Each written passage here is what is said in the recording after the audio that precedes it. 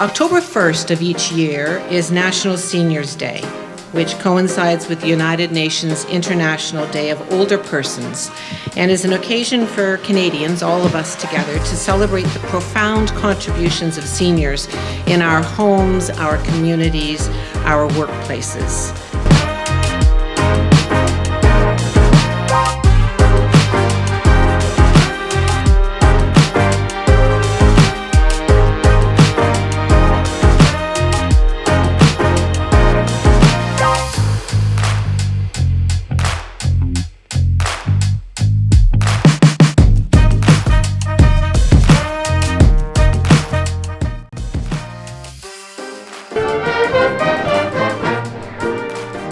And we're all excited to be here to celebrate 60th anniversary of LAUGH with all of you, but also the International Day of Older Persons, and for all that you folks do in the community. And I think the last 2 years, the last 2.5 years, collectively, we can look around, look at each other, look at different tables and say this was quite an experience that we all shared as a community. And I think the folks who were most impacted are some in the room here, but folks who would be considered older persons in our community.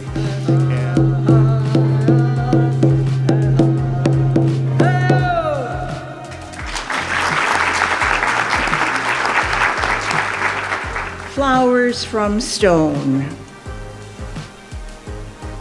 Along the river, white flowers blossom from stone. Blooms defy their harsh host. Somehow, they drink water from rock. I marvel at their beauty.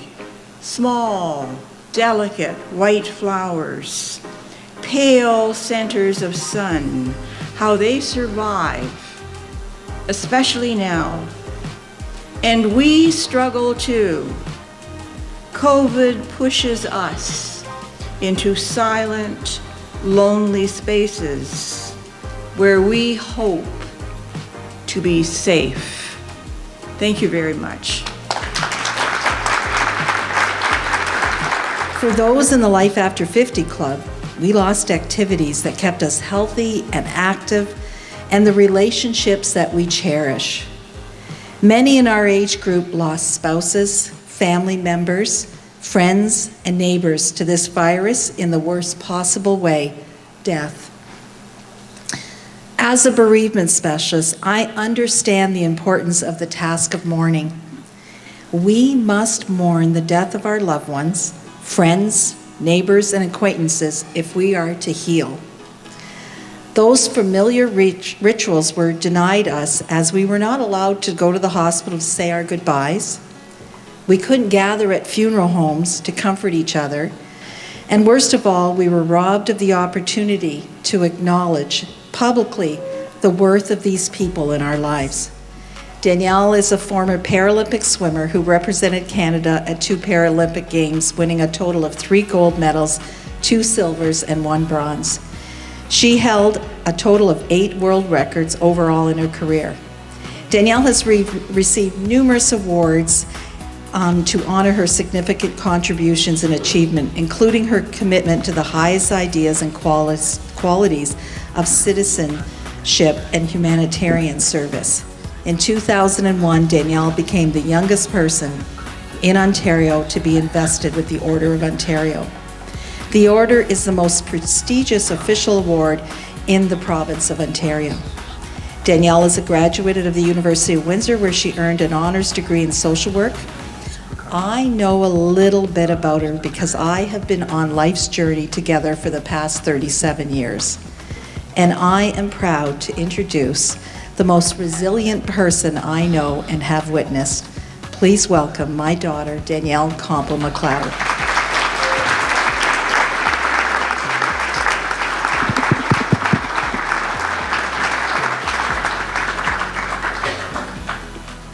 It's a little different to have your mom read your bio. She didn't tell you about all the times I didn't clean my room when I was younger, so thanks for leaving that out. I'm very honored to be here today and to be able to share my story with you today.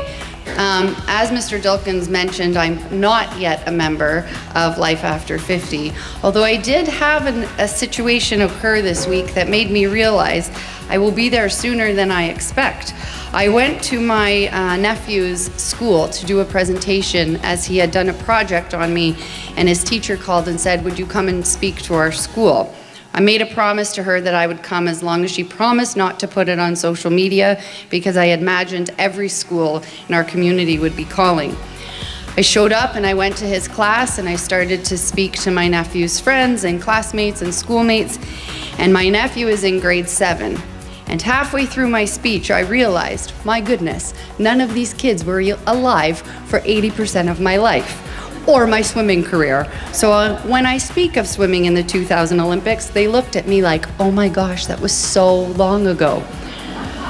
So I've had my first of many to come experiences of that. Like I said, I'm so happy that I could come today and share my story.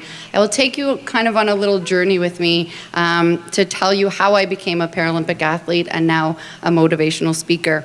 So together with my family, we would find a way to build those good muscles. And we went into the water to do physio. And the water is where I felt free. It didn't hurt to stretch the muscles.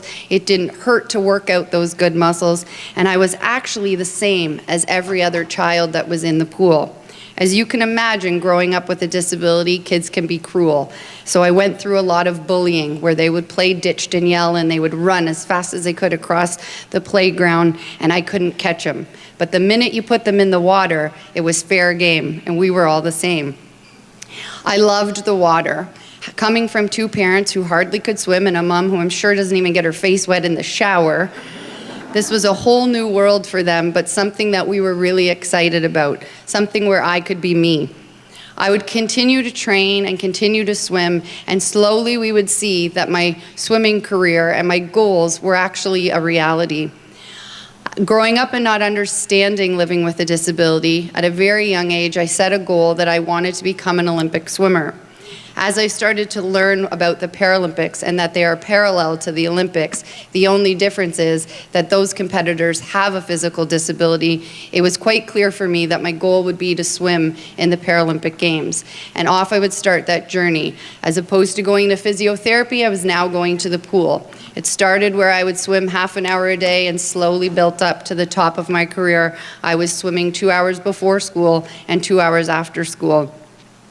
I loved swimming. There wasn't anything I couldn't do in the water, and I loved it. Those older brothers of mine who played hockey also enjoyed it, as they would bet their friends that their sister could beat them. And of course, $20 on the table, there's no way, and I'd beat them every time. I still have IOUs out to my brothers because I haven't seen a penny of that money. At the age of 13, I went to my first national championship and I swam in that race, and I broke my first world record by 30 seconds and qualified to go to Christchurch, New Zealand in the World Championships. I was ecstatic to be leaving Canada and traveling all the way to New Zealand, but to officially be on Team Canada and get to represent our country. I would go to Christchurch and win 4 gold medals and break 4 more world records and secure a spot on the 2000 Paralympic team. And I'll never forget the flight home. I was with my mom and we were flying home and she said, you know, some people never get to go to New Zealand. Some people never get to represent their country. What are you going to remember the most about this swim meet? I said to her, Mom, I got electrocuted by a fence trying to take a picture of a sheep. We made a deal that we would keep a journal from after those meets and maybe have a little bit more history of where we were traveling. On August 17th, when I had Morgan, I was met with complication after complication. So on August 17th, when I had her, I would then go through a very, very long 26 days in the hospital battling sepsis and being put into a medically induced coma after 6 bowel surgeries and an ostomy bag. And my family would come into the hospital and I had a 10% chance to make it. I had 10% chance to make it down the 401 to London so that they could save my life. With everything failing and my heart stopping, they made the decision that I needed to get to London and to hopefully give me this chance. My husband tells the story that he never said goodbye. He never said that he was going to say goodbye, but that he said, "You take whatever you need, and don't you dare leave me with all of these children." And so I would begin the fight of my life. I never imagined when I stood on the podium and I looked at that gold medal and I felt such pride for representing our country that really what that was doing was teaching me the skills and the tools I would need to have the perfect race. And the perfect race would simply mean to be alive. I remember my very first memory after having Morgan is waking up and seeing the life support vent coming out of my mouth and connected to the 57 different IV bags that were hanging next to me and thinking, well, something didn't go right. I would watch the little valve in the life support go up and down. When you take a deep breath in, the valve goes up. And when you take a deep breath out, the valve goes out. And I remember watching that and knowing from swimming that if you hold the snorkel, it clicks when it goes up and it clicks when it goes down. And so I would do that. I would count, and then I would keep going, and then I would count. And if I got one more number higher, I knew I was working out my lungs. My husband came in and I opened my eyes as I heard him in the hallway say, "Hi, I'm Dennis. People call me Denny. I'm her husband." And I opened my eyes and I was searching for him. He walked into the hospital room and said, "I have been waiting so long to see those eyes." I couldn't speak as I was still on life support. I couldn't figure out why I couldn't move any of my body. None of my muscles were moving. And he would slowly start to explain the story to me of what happened. Slowly explaining that your normal white blood cell count is between 3,000 and 5,000, and mine was 60,000, but I was gonna be okay. That everybody was doing what they needed to do medically. And then he knelt down by my side and he started screening up his phone and showing me message and page after page. And he would say, "Danielle, you have no idea what's happening in Windsor and Essex County right now. You have no idea how many people are praying for you. You have no idea the army behind you. You're gonna be okay because we all got you." As I slowly started to move my muscles more and more, and for those of you that really know me, I have some amazing family, Aunt Pat and Mary and Lou and Dina that are in the audience. You know I never stop talking. I'm a paid professional speaker and I now have a tube down my throat, which means I can't talk. So he knew that that was probably driving me the most crazy. And so he taped a large Q-tip, as his dear friend Julie, who's here, will know, he's a MacGyver. He taped a large Q-tip to my finger so that I could spell out what I needed to say to him. And so I spelled out to him, "Don't give up on me. Don't give up on me." And he turned to me and he said, "Danielle, I would never give up on you, but neither will your warriors at home. I can't go anywhere right now without someone saying, 'We're praying for you. We're lighting a candle for you. No one's giving up on you. You don't give up on us.'" And we would start this long battle of my new Olympics. Slowly they would unvent me and I would get to have my parents in the room for that, because then the joke became that every time Denny left London and came back to take care of the kids, I would do a really big step forward. I would wait till he leaves so I could call and do that really big step forward. My parents would be in the room when I was unvented, and that very loud, very busy Italian father would be standing there crying all the time. And so some of my very first words were, "Dad, suck it up." I continued to rely on the strength that I had learned in the pool, but also on the amazing strength I was given from each one of you that prayed or lit a candle or sent a message. I would see my family come together and never leave my bedside as we did step by step together. The nurses would come in the room and slowly I would ask them, "Can I walk? Why am I paralyzed?" And they would explain to me that as soon as the medication wears off, you're going to be able to walk again. You'll have to learn to walk again. I was using equipment that ironically was my job to prescribe to all of the clients living in Canada with a neuromuscular disorder. Before I became pregnant with Morgan, I was working at Muscular Dystrophy Canada, where I would advocate to get equipment for people living with neuromuscular disorders. We would get cough assist machines, which essentially help you to cough when you don't have the strength to cough. And I was now using a cough assist machine. I had approved and made sure that families had funding for over 5,000 Hoyer lifts, a lift that is put under you so that the nurses don't have to do all the lifting and makes you feel like you're kind of in a bird cage. And now I was using all of this equipment. I would continue to set goals and continue to reach those goals. My one goal was just to sit up. I asked the nurses to sit up, and when my body fell back into the bed, I said, okay, I understand, I can't sit up. We'll work towards that. I would take 1 step, then 2 steps, and then we would celebrate that I took 100 steps. And 1 year ago today, I would go down for a procedure in London where they would drain some of the infection to try to grow some cultures from that infection to pick which antibiotics they needed to use. And I was told that we would wait 2 weeks from today and that I would go back down for a CAT scan. And so that's exactly what happened. In 2 weeks from today, I would have a CAT scan last year, and the doctor would come in and say to me, Danielle, I believe in science until I met you. I've always believed in science until I met you.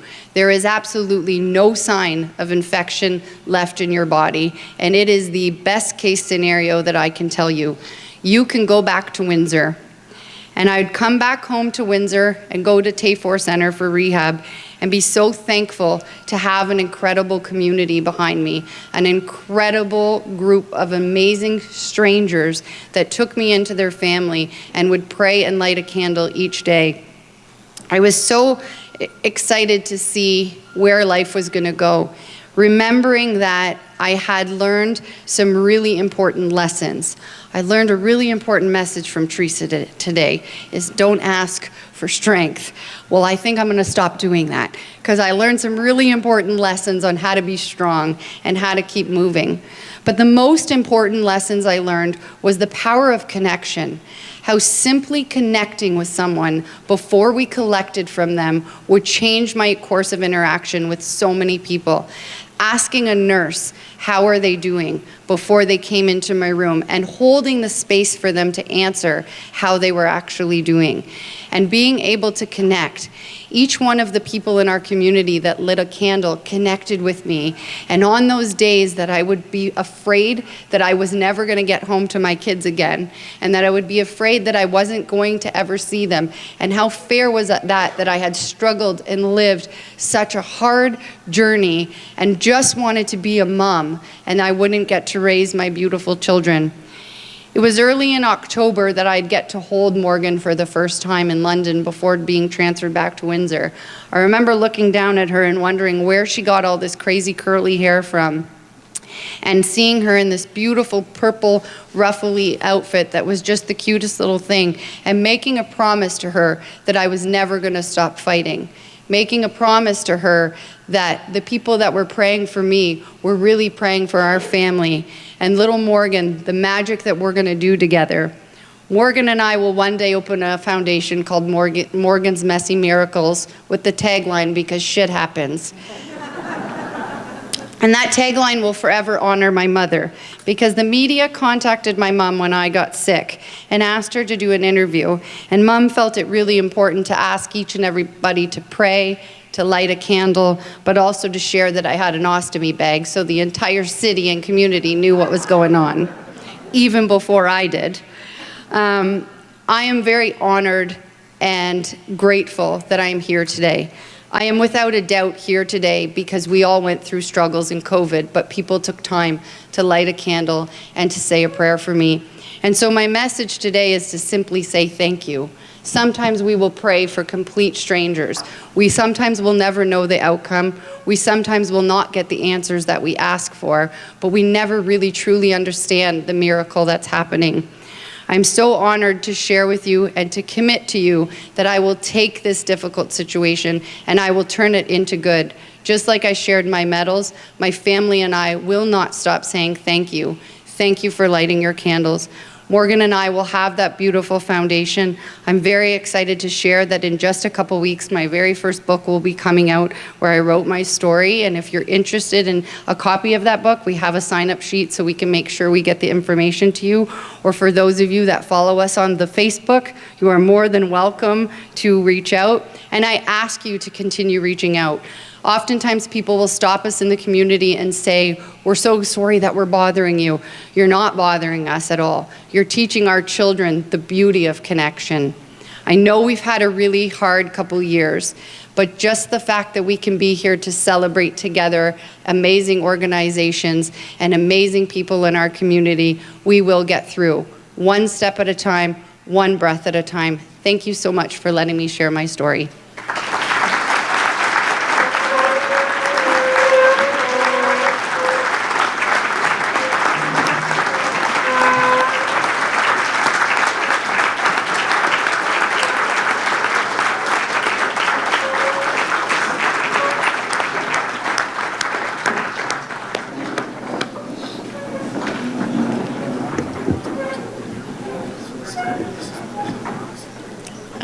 I'm very rarely at a loss for words in my life. Those who know me know this to be true. So I'll just say, wow, tremendous job. The things that I think we can all take away from today, from the speakers, are a few really important themes, and I think Danielle hit on one of them, the need for connectivity, for connection, the power of connecting with each other. And however we do that, it's important that we continue to do that. And this amazing organization, Life After 50, is a facilitator of that connection. And it's an amazingly important thing that happens here in Windsor, Essex. Two other things that came to mind, the power of love and family, and the importance of faith, the importance of believing in something and someone, and things are going to be okay. Thank you again, Jan, and a special thank you for being our MC. We really do appreciate it. Thank you so much. You did a great job. Before I forget, I do want to say that the candles on the table are for you, so you can stick them in your goodie bags and take them home. We have lots of them, and we did want to give that to you. Today would not have been possible without the support of so many. There are numerous people to thank, so please bear with me. To our shining sponsors, Windsor Honda, a longtime supporter of LAF, Megaloid, a monthly sponsor, Cardinal Place, Legal Focus, John Lopez, Royal Lepage Binder Real Estate, and Bell Media. Our Friends of LAF sponsors, Arbor Memorial, Bayshore Home Health, Canadian Mental Health Association, Windsor, Essex County, Chartwell Retirement Residences, Godfrey Financial, Kensington Court, Lifetimes on Riverside, Parker DKI, and Seasons Royal Oak. Also our in-kind sponsors, Amy's Helping Hands, Canterbury Elder College, Coffin Pies, Elizabeth and Wesley Smith, those are Lynn's parents, Home Instead, who sponsored the stage in the VIP tent, Life After 50, M&M Designs, Walkerville Candles, and Windsor Updates. And also, I think we need to give a round of applause to Corey from Tony's One Shop Music. You did a great job. If you had any idea what this looked like before he set it up, it was, yeah, he's done a wonderful job. And of course, our wonderful LAF staff for all their help today. Jocelyn, Janice, Katie, Kristen, Becky, Lynn, Martina, Meg, Alicia, Trevor, Lubna, Suzanne, Tammy, and volunteers Carmen and Margaret. And I'm almost finished. And I also want to give a round of applause to the Legion for this wonderful venue. It's a beautiful spot. And I also want to especially thank Christine. You've been great, and thank you for your patience and keeping me on track. A huge thank you to our speakers, to Theresa and Marianne and Colleen and Danielle, and Jan, you again. We couldn't have done this without you. We have a small token of our appreciation, but we'll give it to you at the end of the presentation. And to our Shine Where You Are committee members, Caitlin Shanahan, Colleen Jershey, Elizabeth Elias Hernandez, Catherine Pham, Katie Droulard, Lynn Calder, Ron Shepard, Sally Blythe, and Tammy Park, Well, it has been a journey because we started working on this, I think over a year ago, and it went through so many different iterations. And I think what's happened now is fantastic. And I have to thank you, our audience, really. Give yourself a round of applause. Thank you for supporting LAUGH. We really appreciate it.